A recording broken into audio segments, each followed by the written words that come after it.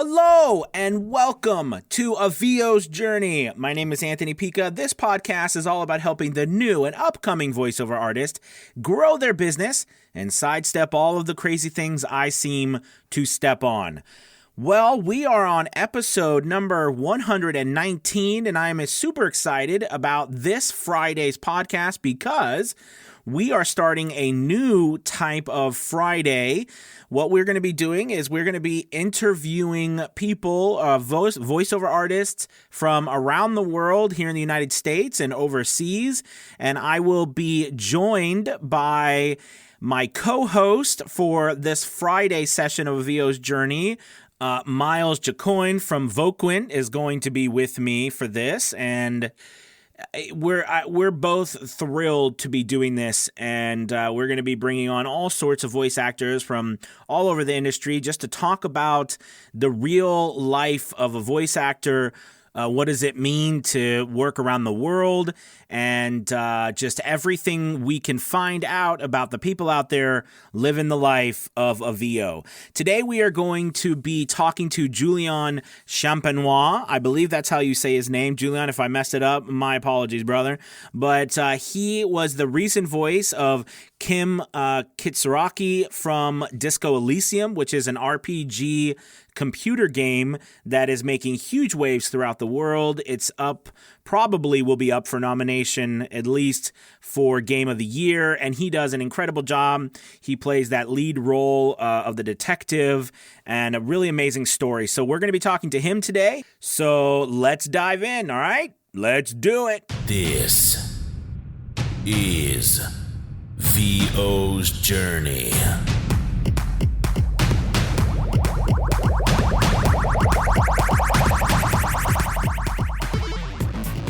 With your host, the incomparable Anthony Pica.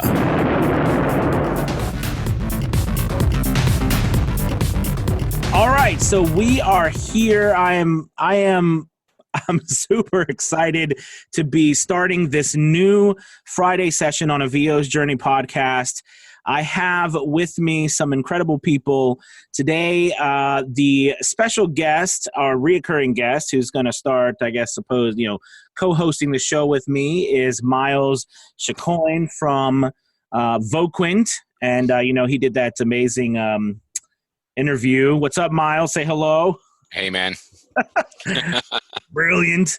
And today we have with us an incredible French actor. I'm going to French voiceover artist, and I'm going to try to say his name right. Hopefully, it might have to correct me, but I believe it's Jullian. Is it Champenois? Yeah, very, very good. Hello. All right, awesome. Well, welcome to the show, Jullian. We really appreciate having you. Thank you. Yeah. So, what we're going to be doing on today's podcast is we're going to be talking about Jullian's experience. He recently just finished up putting a game together. You might have heard of it, Disco Elysium, which has become a huge international hit. And you play, tell us the part you play in that, Jullian. So the character I play is Kim Kitsuragi. So is the partner of the player. The player is not essentially voiced, just some parts of his brain, like the limbic system, and I forgot the other one. But He doesn't really talk when he's talking. You don't hear him. It's not voiced. So yeah, Kim Kitsuragi is the actor with the most text because he's always going with the player everywhere. Yeah, I was watching some video and some reviews, and I went on there, and I mean it's pretty. The game itself is definitely it's an RPG game, but it's really unique, and the internal dialogue or monologue or dialogue between the limbic and the I guess the older part of the brain, is the reptilian. There you go. The reptilian part of the brain is sick, but you play the part basically where you're the detective, right? I mean that's yes. So we are two detectives with the player. Yeah. Right. So I mean it's a main. I am the normal one, the not crazy one, because the player is the real of the brain. Well, so this is an exciting topic, and I think the topic we're going to be talking about today really is of course, Jullian's experience with Disco Elysium, but more importantly about, as voice actors, we are, always trying to spread ourselves, get more work, figure out how to grow. And with everything happening in the world, we're finding, I think there's a lot more we can do than maybe we thought. So we're just going to kick off. So the kind of the main thing we're talking about today is auditioning and what you do extra, what you can do to get win that audition for video games. And I know that's something that is pretty interesting. I want to bring on Miles real quick because Miles and Jullian collaborated on this to put this thing together with Disco Elysium. So I want to bring Miles in and kind of talk about how this whole thing came about, and then we can hear the exciting adventure that Jullian took. So. Right. Okay. Hey, thanks, Anthony. And, yeah, what a great experience it was to work with Sound Media on this one. And of course, to have had the privilege to cast Jullian with this game. I think what they were looking for was pretty groundbreaking in terms of how they were going to apply voice into their RPG. And we could see that there was a huge amount of innovation. This wasn't a kind of a classic game where they were going to just try to squeeze in a few words here and there from a variety of people. It was something that was really important to them, and so it was obviously a pleasure to work on it with them. And when we were the initial brief that we got obviously a script to work with, and we understood some of the basic elements that we were looking for, but it was still wide open at the start when they were trying to shortlist options, and there was some great responses from quite a few voices who obviously all wanted to have a shot at this role. And this is obviously the most important role in the game because it's the one that's with the character the whole time. But I think the thing is that come to understand from a gaming perspective that really immersion is everything. PC gamers in particular, because Disco Elysium is initially a PC game. Maybe it will come out in console. I hope it does. I think it deserves to be. It's fantastic. I think next year. I think next year is when they're thinking. Yeah. So immersion is everything. Gamers, and particularly PC gamers, they're looking for experiences that allow them to get absorbed into a world, get lost in it. And a great script is important, but you throw in an accent that's out of context and it starts to kill the game. And a gamer, they can put up with one accent that isn't cast right. They can listen to that and go, that doesn't sound good. But when you get a couple of those or several of those, or if you're constantly exposed to the wrong accent. So if you're listening to a space game and you've got someone who sounds like they're really from some sort of southern part of the country, it just doesn't necessarily always work because it's out of context. And so that can kill a game completely. And it has such a horrendous effect on the reviews for the game, how well the game does, how well it succeeds, because it breaks immersion. And of course the opposite is important. If the voice works and it fits into the role, it actually has this incredible exponential heightening effect for the whole experience. It goes from being an interesting experience to an amazing experience, literally. And so voice acting in gaming is extremely important. I think, for a casting perspective, it's really great to work with characters who are interesting, but also voices who want to understand what's behind the character and maybe do a little bit of research about how the game is going to work and what role they're going to play and what kind of emotions they're going to want the user to feel, and not just read from the script and be themselves, because that might be what initially got you an invitation to audition, but it's not going to be what nails the audition. What nails the audition is obviously understanding your role and trying to really deliver something fantastic. And that's acting. Doesn't matter if you've never acted before or if you have. If you have, that's great. It'll probably help you. But that's acting. And that's really important.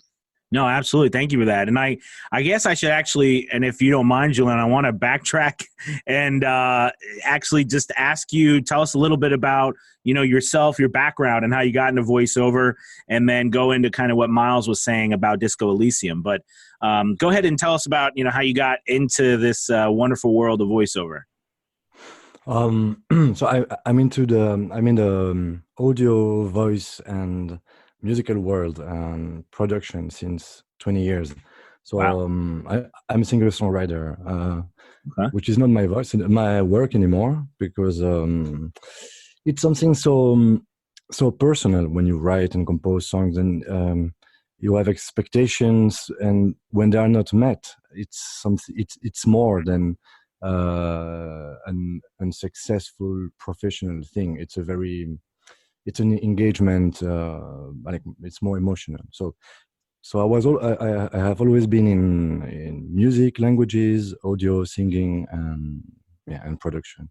So 6 years ago, I think 6 or 7 years ago, I voiced my first little job. Actually, it was for a friend who was making a website for a clothes brand, and he wanted a voice to be played when the mouse was wandering around the screen.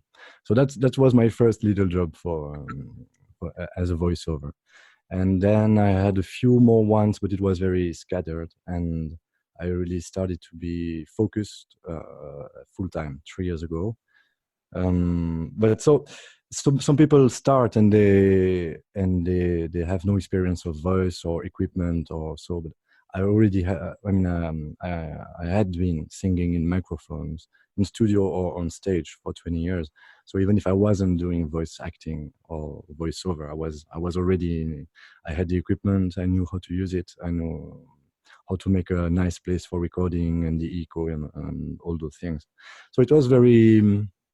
Yeah, I remember I was looking for some work at that time. I just came back after 1 year in China, I think. Yeah, that's when it happened. I came back to Belgium after 1 year in China. I was producing a songwriter's album as a music producer and composer. And once that job was over, then I found that job offer as a voice actor. And this is the first time I thought about it. And I tried and I got the job. So like the first one, Wow. I tried, I got it. But I knew nothing about voice acting in the at a corporate level, or I just had a few experiences before, but I didn't know the market by that time. Yeah. Wow, that's awesome.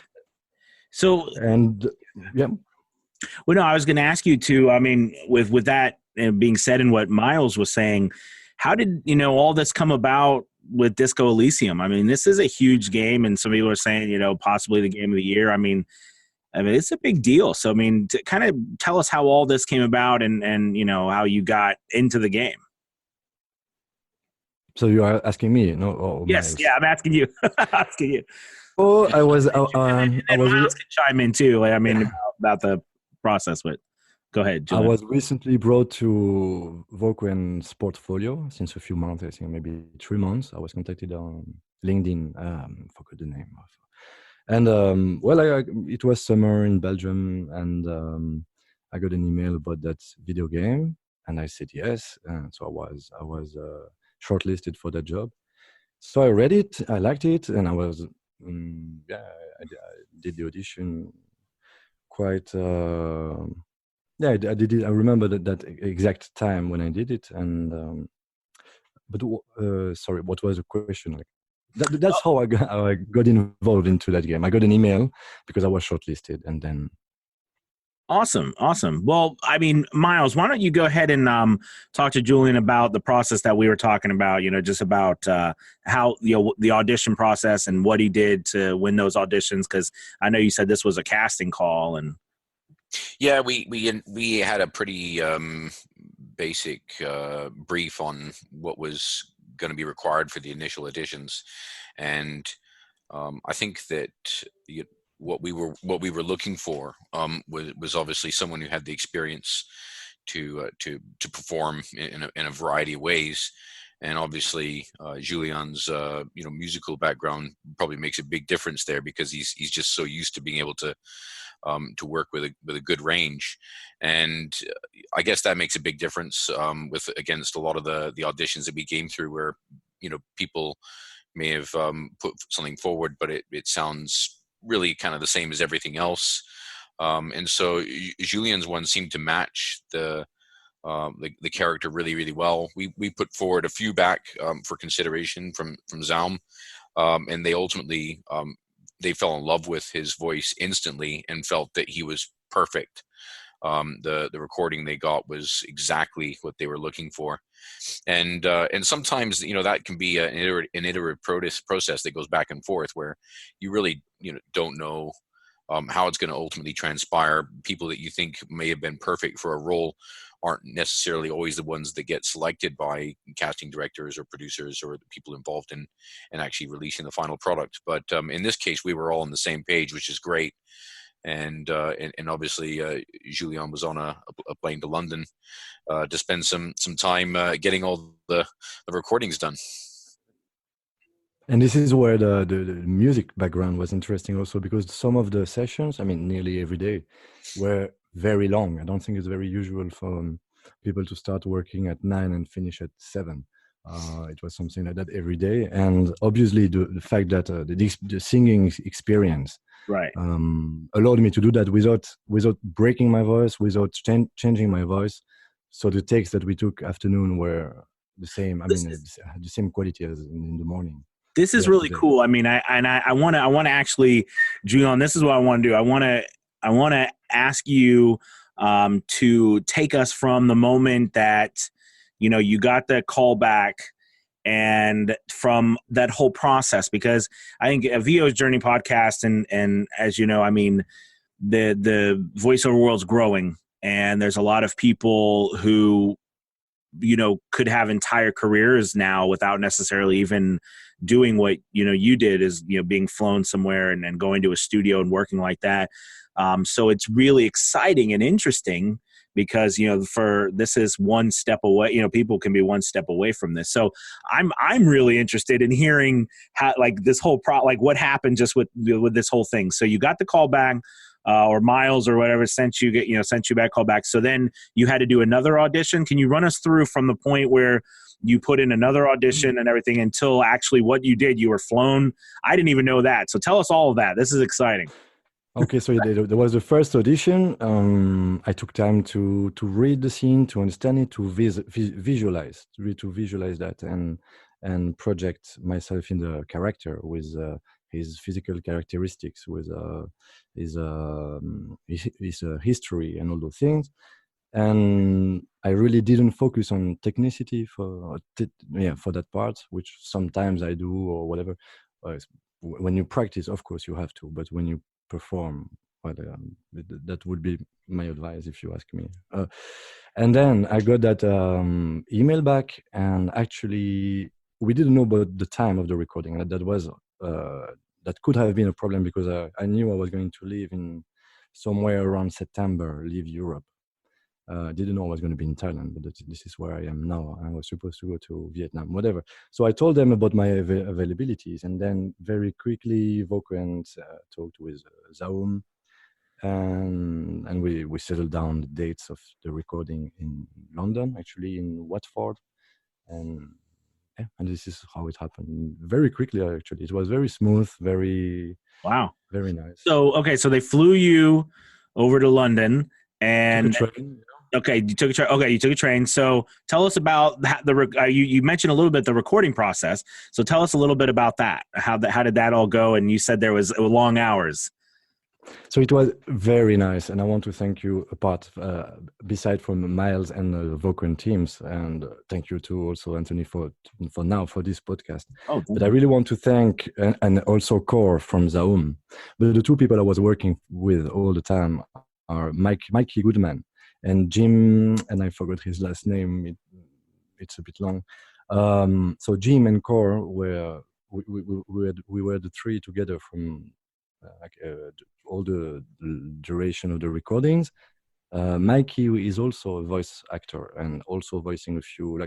Actually, he is the one voicing the limbic brain and the reptilian brain, which is pretty incredible too. He's very good. He's a good singer. He's a musician and a singer, and a very nice person too.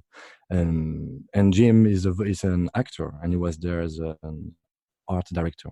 So I was there in the room behind the microphone, they were in the monitoring room, and I was really very well coached. Like they really found the way to describe the scene. They knew how to talk to me and make me visualize the thing. So without them, I got some result. It was not bad, but with them, this is where really the character started to exist, to have consistency, to have a personality. And then, like the first day was a bit slow because obviously we had to create something and to see what works, what doesn't. But then, starting from the second day and for the 4 days, and then it was so smooth. And yeah, we had a lot of. I remember many times they were laughing like, "Oh yeah, that's so good," and we had so much fun. It was very nice. It was a pleasure. I learned a lot. I was happy and proud to do it. So amazing experience for me. That is really awesome. Was that the first time that sort of thing happened to you where you were flown, like, I'm sorry, the train, you took a train somewhere or you were brought to a studio? Was that kind of like the first time that happened? Because I'm interested about, like what other work that you kind of, like how else are you doing voiceover? Because that's really unique. I mean, I don't, maybe some people do that all the time, but that's cool. It's just a different thing. So have you done that before? Have you been taken places or? I've had to go to recording studios a few times, but 99% of my job is made at home, except that one. So it was the first time I was sent by train because I prefer the train. It was faster and cheaper. Yeah, everything was better. And Brussels, London, it's like 1.5 hours, so very convenient. And yes, it was the first time I was sent over. So we met there. We had a good dinner. We were all together meeting, and the work started the day after. It was very nice. That's really awesome.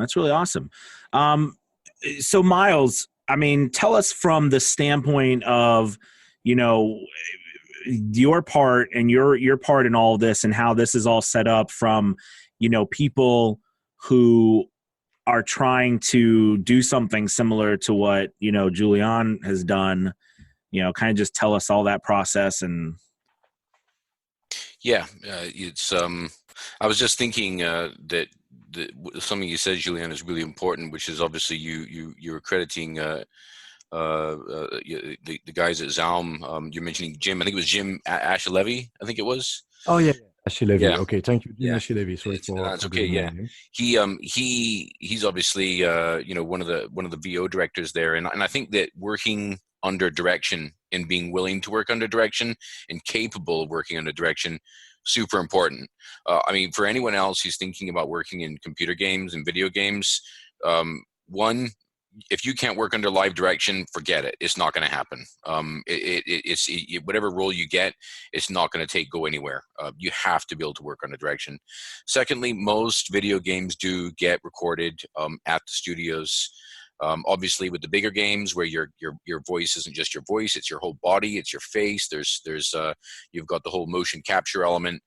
When that's happening, you could be out for months on a game. But any good script, any game that's going to involve a lot of voice acting is most likely going to be recorded at the studios with the team, the directors, in the production team, and you'll be doing generally at least a few days at the very minimum, often a great deal longer. If somebody's going to work on a AAA title, like I said, it could be months that you could be working with them, maybe week on, week off, or whatever. And also it can take a lot of, I'd say, wear and tear on the voice as well. If someone's being asked to play a role that's doing a lot of shouting, a lot of screaming, and a lot of yelling, it's going to be ripping their vocal cords to shreds, sorry. And that's really important, is obviously being able to take care of your voice and be prepared for what might be some pretty strenuous intensity on your voice. And luckily, when you're a guy like Jullian who's got a background in singing, well, you can really make that last a hell of a lot longer than somebody who doesn't, because their voice, their throat literally isn't prepared. I think from a project, sorry, go ahead. Oh yeah, I just wanted to say about the screaming, shouting parts. We had a few takes that had to be well, finally not that much as we thought initially, but that had to be shortened. How do you say? Sorry. Yeah, shout is fine. Or screamed, yeah, and we kept them obviously for the last hour of the last day because that's something that could change your voice for the next 2 days. So yeah, if you really have to scream, shout, and that could for a long time, for 1 hour, then that could a bit. Yeah, no, definitely. What? Oh, go ahead, Miles. Oh yeah, sorry. No, I think the other thing I was going to say is that obviously there's a lot of people that aspire to be in a voice in a game because there's a lot of credibility to it. It's exciting, it's fun, and obviously it can be the kind of thing that opens up so many new doors and avenues. And certainly when a person gets to play a voice role for a major title. It's fantastic when you get to be on an indie game that does well.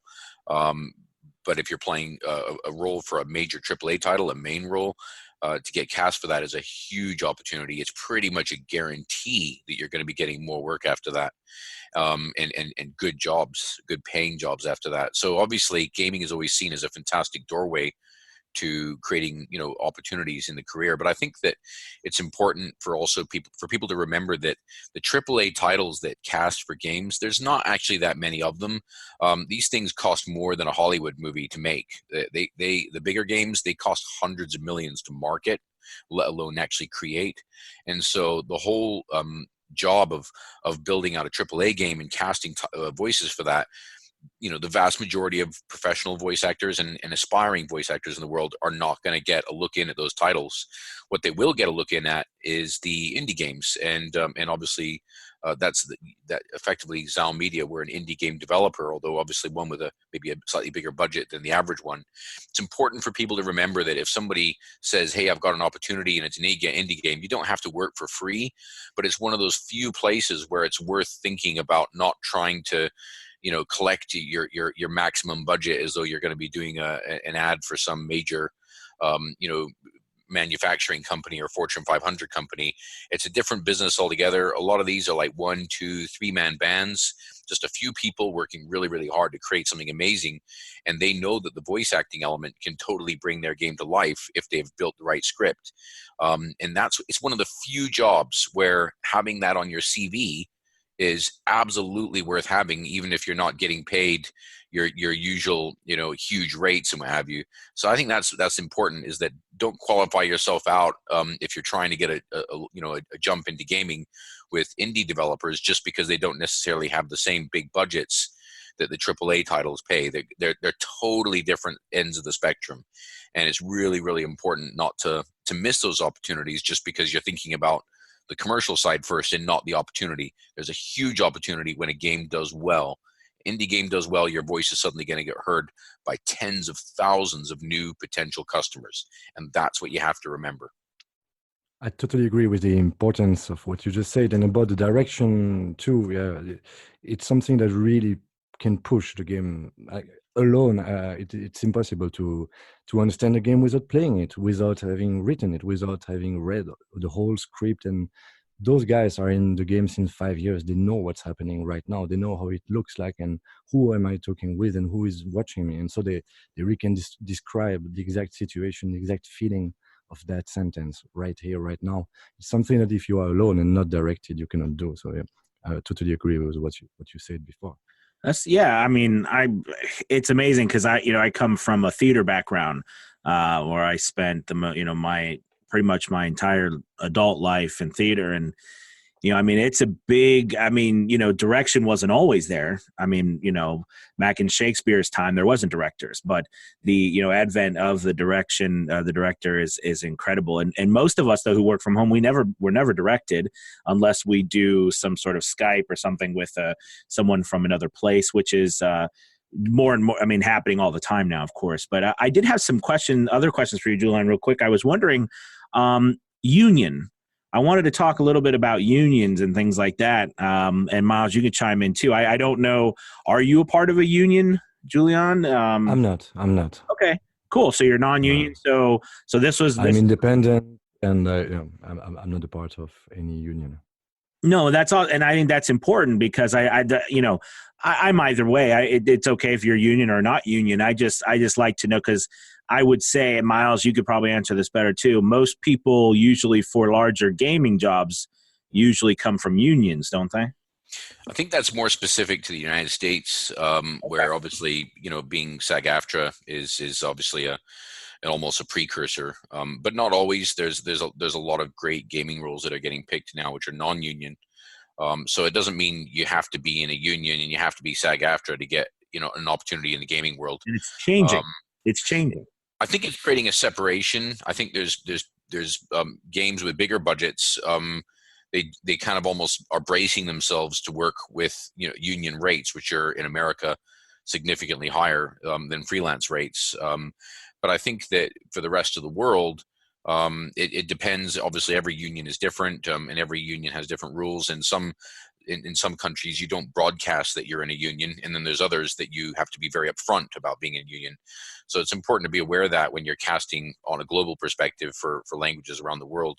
But I think that the key thing is that you don't need to be in a union, and also you don't need to actually have gaming experience or even have a gaming reel to get into gaming. People think, well, there's nothing wrong, okay, with having a focus that says, I want to be in gaming. I'm going to do gaming voices. I'm going to do gaming projects. I'm going to do gaming auditions. I'm going to create a huge gaming CV, and I'm going to get work in the industry I want to be in. And I think that's fantastic, and you should do it.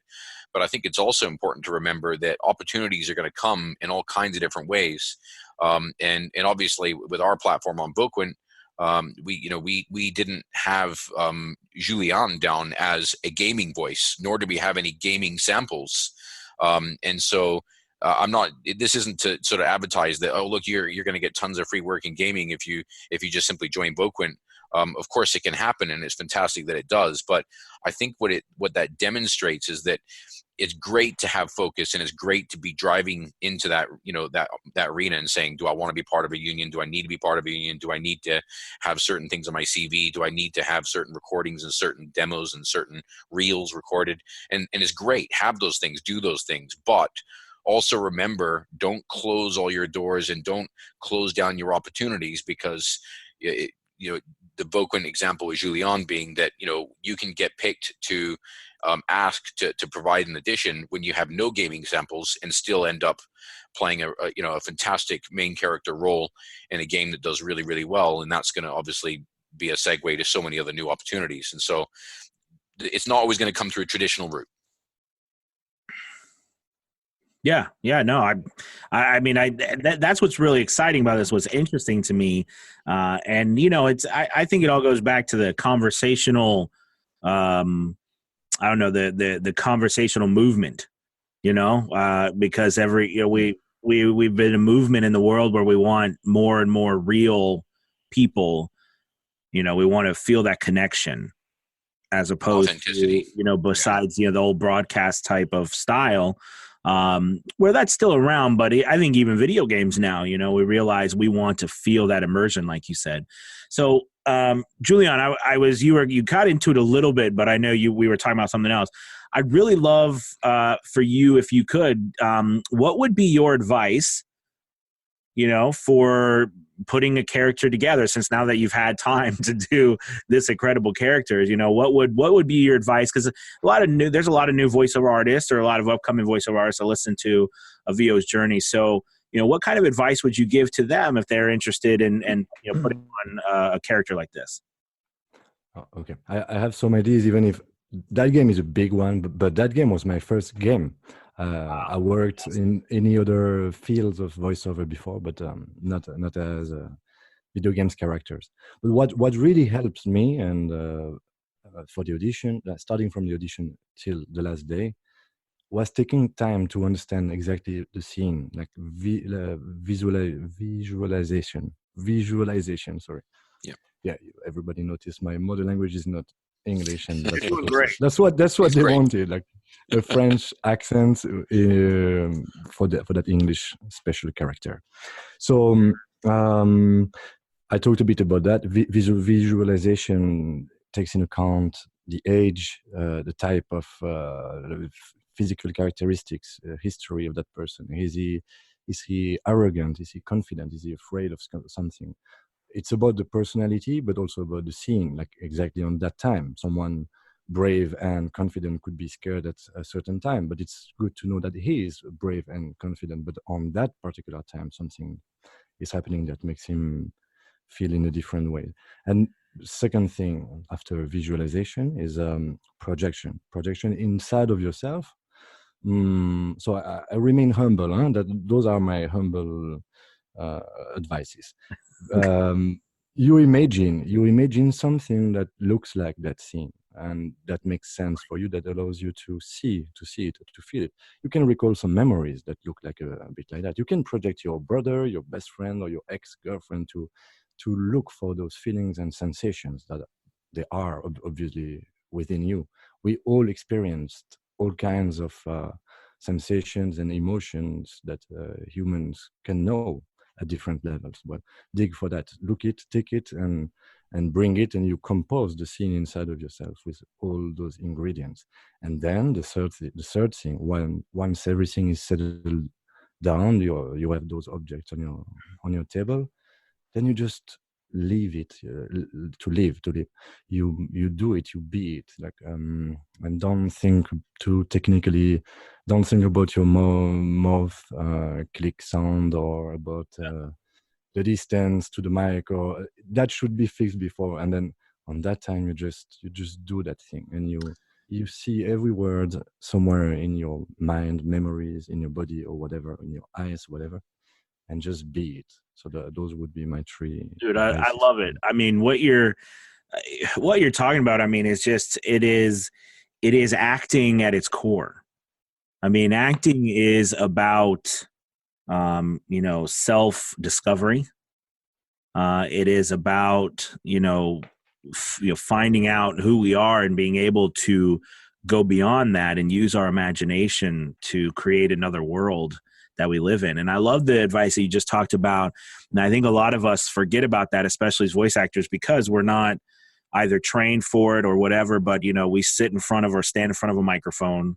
We've got a computer. Everything becomes technical so much with us because of our setup. Whereas what's so interesting is when I used to work with stage actors and everything, it was one of those things where even standing on stage in front of somebody, where do I put my arms? Where do I put my hands? How do I stand? How do I do all of these things? And the context of when you step back is not what's important. And if you can successfully do exactly what you just said, if you can successfully remove yourself and put yourself into that imaginary world, honestly, all the rest of the stuff takes care of itself. It's incredible how your body will figure out how to do what your voice, your mind will figure out how to do everything it needs to do as long as you're focusing on the right thing. And I love that, Jullian, because I think people, we get challenged because it's hard to focus. I mean, we don't usually take that time, I think. And I think especially in the freelance world, a lot of the jobs, people are pumping them out so quick that, it's hard to step back and say, who is this? Who am I really trying to be? What am I really trying to do? And that's such a benefit. It's such a difference. It's pretty incredible. What do you think, Miles? Sorry. Yeah. My mic was muted there. Yeah, I totally agree. I think it's all about understanding the depth of yourself and the character that you're trying to portray, and making a leap into that role and embracing it and becoming it, and that's what acting is all about. And obviously it's something that's really fantastic when that comes to life in all these different products. And I think to a degree some of that's lost when people are working through all the kind of corporate voiceovers and e-learning videos and tutorials and stuff, where you're just kind of grinding away throughout the hours doing recordings, and you forget that the more of yourself that you allow to be put into it, the more real it becomes, and the more it actually engages people. People can be engaged. They don't have to be listening to a computer game to feel like they're being engaged. it can make the difference between just a really good voiceover for how to run an application on YouTube. Somebody could put a video together. You get someone who doesn't sound like their heart's in it. You're kind of cringing listening to them, just hoping that you can get the thing over and done with because you hate the sound of their voice. And it's totally different when you get someone who's engaged, who sounds like they're interested in it, and they like what they're doing, they like what they're part of, and that comes out. It comes out in their voice. It comes out in everything, and that's what people are attracted to. So yeah, absolutely. Yeah, I love it. I had I want to go ahead. This is, I mean, man, this has been incredible. It's so amazing to me to know that all of us too are just an audition or two away from being a part of something larger than we might never have expected to be a part of, which is so cool, So Jullian, I wanted to ask you, and it's interesting to me as you talked about your past. So we're going to kind of go in the last two questions here, which would be, and I know you said you've been in voiceover for a few years now, but you've been in the music industry.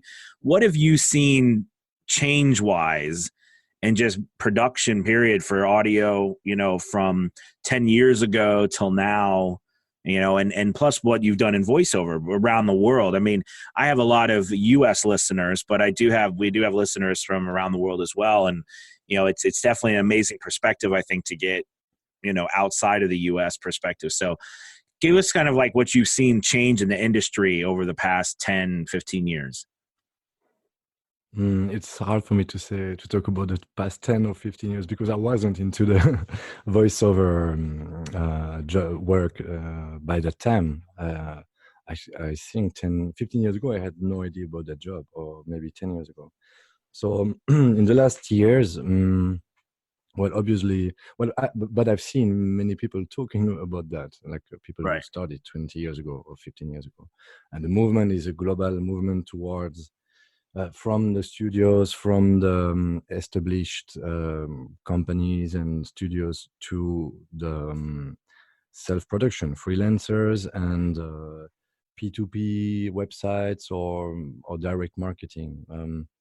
But it's very difficult to be consistent, to have regular results. That's the big thing. Like you can easily get interesting things, nice contracts from there and there, but then the difficult thing is to really find the right spot, the right way to develop. And there are websites like no, I don't think I can mention whatever, but some are very mainstream, very open and welcome everybody, and many people offer services like that are very cheap, like impossible to live from that. And some others still have very good standards that really respect also the profession, and the fact that integrates the fact that we have to audition, we have to look for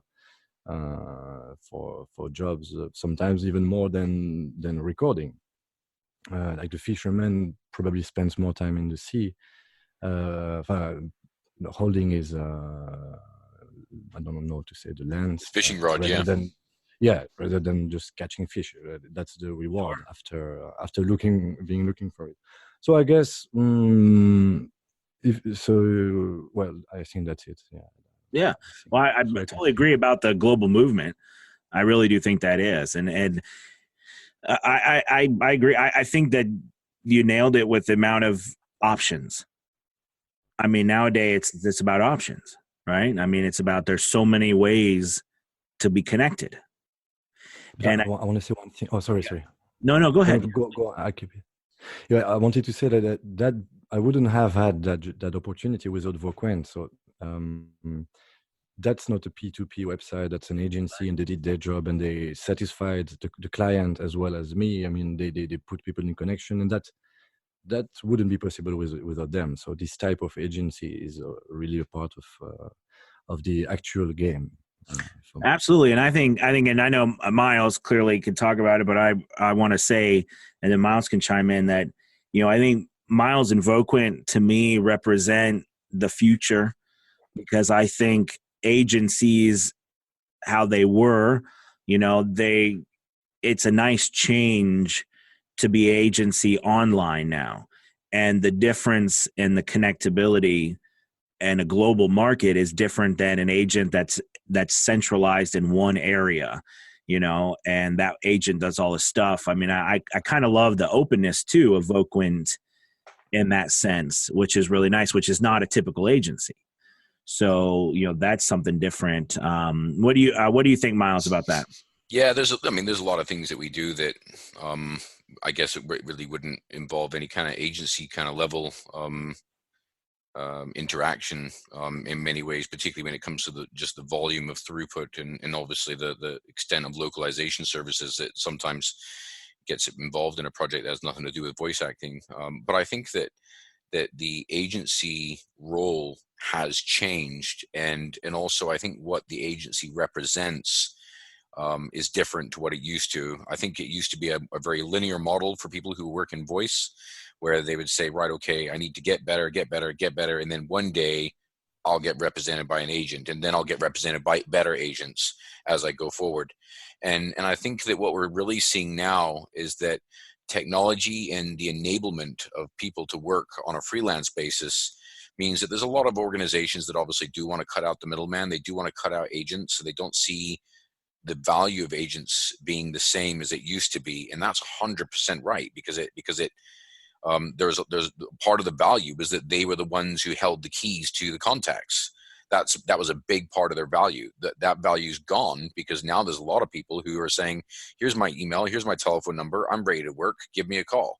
And Right. If they can hear something about them and go, yeah, then that's an opener. But I think the thing is that things are changing in a big way, because nowadays you need to think, well, if you're a freelance voice actor getting started, or you're thinking about becoming one, you need to start looking at multiple avenues to market and not just one, and stop thinking about the agency as being the peak of your success.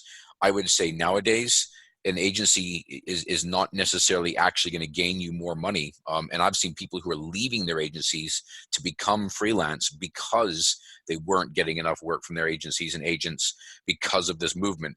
And so it's important to think not that having an agent or going to an agency is going to ultimately be the success point of your career, or the sort of where it really takes off. Agencies are always going to be relevant when it comes to celebrities. But if you're trying to make a living out of voice work and you're not a celebrity, forget about agencies and think more about what you can do. Exactly like Jullian said, how many fishing rods can you get out in the sea? Don't just have one.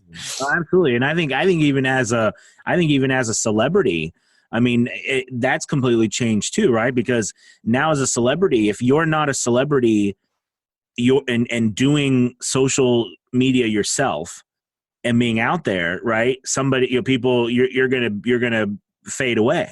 I mean, you know what I mean? I mean, celebrities have to be, we all have to be contactable these days, right? We all have to be that way because everybody expects it. So I mean, I do agree with you about the agents with larger, but I think that will change too. It will change a little bit how it happens. Jullian, I'm interested about how you get the majority. I mean, what do you do to get the majority of your work?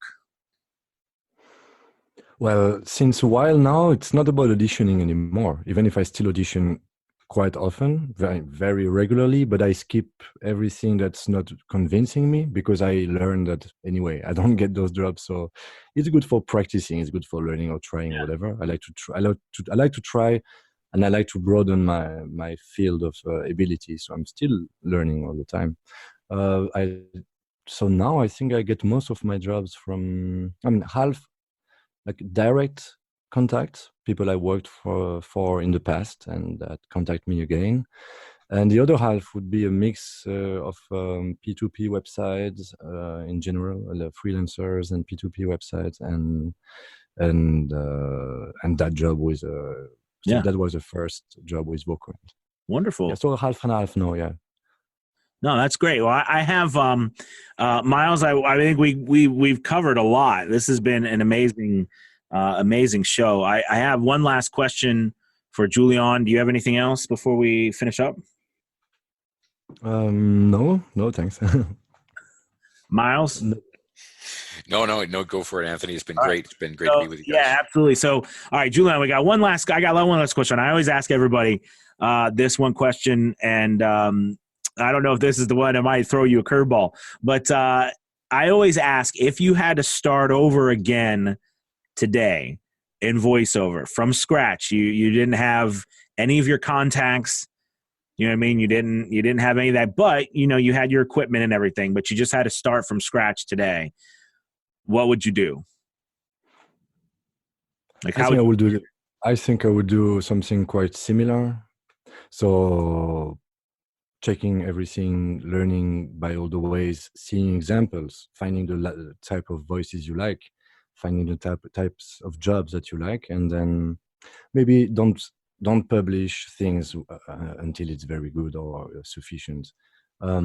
Stay a bit under the radar and practice, and then you can start auditioning for little projects, and of course having some coaching is very important, because that really helps to develop and take some distance with what you are doing, and point your mistakes or your things that became habits and you don't even notice them anymore. So it's important to take some distance sometimes, but that's it.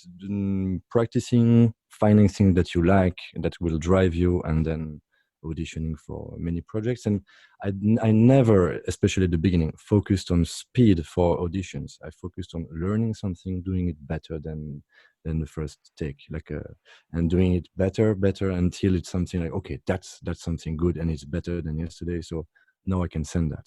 I have the job or not, that's another story. But don't take time for doing the things if you really want to do it, to give yourself a chance to evolve, I think. Awesome, man. Thank you so much, dude. I really appreciate it. Thank you for being on the show. It means the world to us. And if you guys out there haven't, pick up a copy of Disco Elysium. I know that game, it looks awesome. And thank you, Jullian. Really, man. Thank you so much for being on the show. Thank you, Anthony. Thank you, Miles. Thank you, man. All right. Take it easy. Yep. All right. Bye-bye. Bye. Bye-bye. Okay. Well, hey, man, thank you guys so much, dude. That was awesome. Thank you, Jullian, man. Really, dude. That's incredible. What a fun experience. Thank you. I'm very happy to have been online with you now. Thank you. Yeah, no, thank you, dude. Really. And hopefully you can turn back on your air conditioner. Yeah, man. I know you said it was hot. Yeah. It's about 33 degrees right here, right now. Oh, man. Look, I drank this whole bottle in the last hour. Man, well, thank you for going through that for us. I appreciate it, buddy. And, well, so what's going to happen now is I just go through this and put it into the podcast, and then I will I release it. I don't know if you've had a chance to check out the podcast, but it's a VO's Journey, and it's on Buzzsprout, but I'll send, I email you can find on iTunes or wherever else it'll go. But I know I'll send on the Spotify link. or Yep, Spotify. I'm on Spotify. So, and so sorry that I didn't get it. How to get it? Well, I guess you will send a link to Miles or to me if you have my contact. Absolutely. Yep. You send a link and. Absolutely, man. Okay. You bet, buddy. Okay, thank you. It will be nice to share it. So once I have the link, I will share it. Absolutely, and I should have it out. I should have it, finished up by today. So you'll get it either today or tomorrow. So. Okay. Perfect. Fantastic. Thank hey, Jullian, we'll have to catch up again soon to talk about the future and more opportunities, obviously. But we'll do that another time. Anytime. Yeah. All right, man. You have a good one, buddy. Thank you for your time. Thank you for your time too. All right. Take it was easy. Nice. Thanks. All right. Bye. Well, thank you so much, Jullian, for being with Miles and myself on this awesome episode. We learned so much. What an amazing experience you went through with the game and sharing that with us on the podcast today. Thank you again, Jullian, and thank you, everybody, for listening. Please, if you get an opportunity, make sure you follow this podcast, share it, like it, and as always, leave a review, on iTunes, Pocket Cast, Spotify, wherever you listen to. We would be much appreciated. Thank you guys so much, and you have a wonderful, wonderful weekend. Peace.